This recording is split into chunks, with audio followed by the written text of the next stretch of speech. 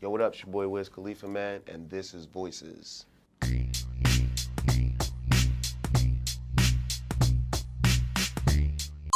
The most important thing for me, like as a dad with my son, my relationship with him, is just to show him like the reality of things and the reality of life, and like nobody's perfect, and you're gonna cuss, you're gonna make mistakes, you're gonna slip, you're gonna fall, but you can always correct it and be better. So I just try not to be perfect. I just try to be myself with my son.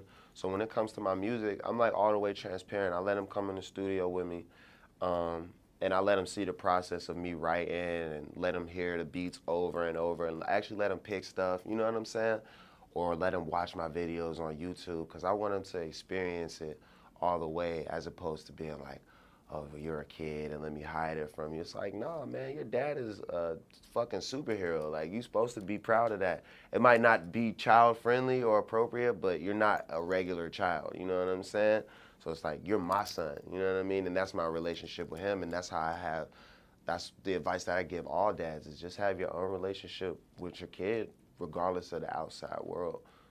It definitely, working out definitely helped me to approach my music differently because having the the challenge like mentally in the gym of like lifting weights or like pushing yourself when you're tired, it translates through way more stuff in life. So if you're in the studio and I can't come up with an idea, it helps me slow it down and just think about it a little bit differently. Or if I'm dealing with people on the outside, I'll have a little bit more patience because my tolerance is way higher. You know what I'm saying? My threshold, like I pushed it up way higher by being in the gym and by challenging myself physically and mentally.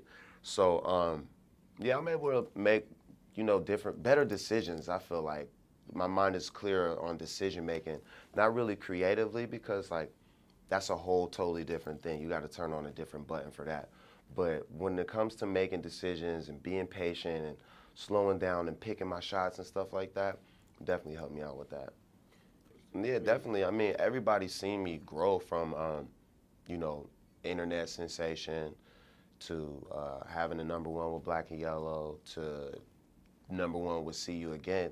And for a lot of people, they could fucking retire after that. Like, that's it. You know what I mean? They reached the highest point in their career.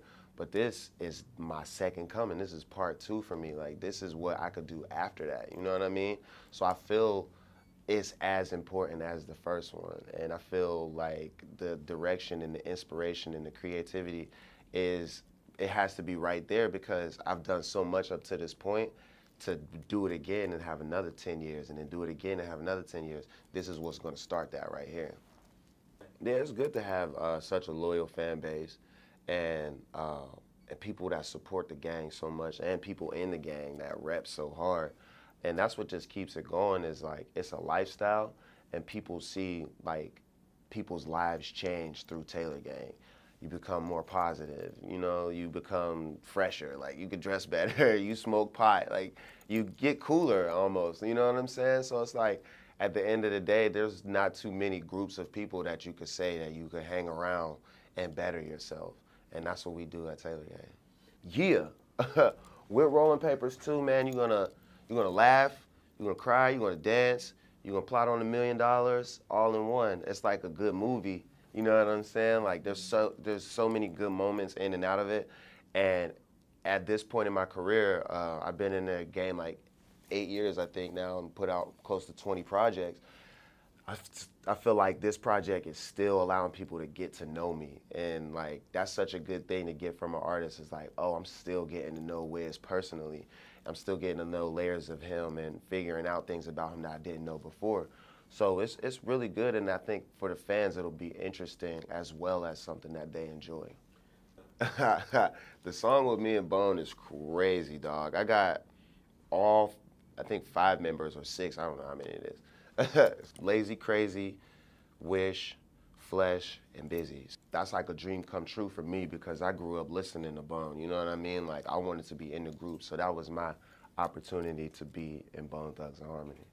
But the song is like, it's more of an inspirational song than a smoking song. I took that opportunity to like reach people because I listened to Bone when I was a kid. and they always talk to the kids like, yo, you could do this. Like, they was called Bone Thugs and Harmony, but they was like, don't be like us. You know what I mean? Like, be different. Like, don't be in the streets, don't kill. Like, when they would say more murder, that's because that's what they were seeing, and they didn't want people out there doing that shit. So I was like, how can we do the 2018 version of some shit for the, you know what I'm saying? That's still cool, but like that's going to reach a third grader who listens to rap music. You know what I mean? They need to hear something positive. On the album? Yeah. Oh, Be Okay. Yeah, that's the one for sure. I talk about my relationship with my fans on the first verse. I talk about my relationship with my ex-wife on the second verse. And I talk about my brother who passed away on the third verse. So that's the one. July 13th, Rolling Papers 2. It's going to be the best album of the year. Best album of the past 5 years. It's coming right now. RP2, July 13th. Smoke some pot to it.